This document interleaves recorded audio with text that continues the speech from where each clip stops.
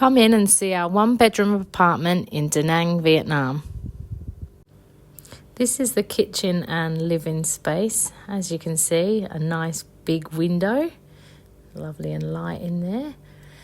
A little table there for us to work and eat at. And then you can go out here onto this little balcony, which has a washing machine.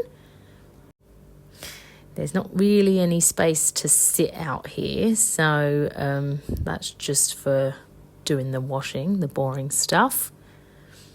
Okay, then you've got a little sofa, a fridge. There's even a full-length mirror there, and then this little kitchen area, which had everything we needed for our month's stay here. We don't actually cook much when we're in Vietnam because it's so cheap to eat out. This is the bedroom area, wardrobe. As you can see, there's hangers. There's also a little safe there. There is no TV in the living area, but there is one in the bedroom there. Here's the bathroom, and we had been staying here for some time already, so excuse the towels and everything.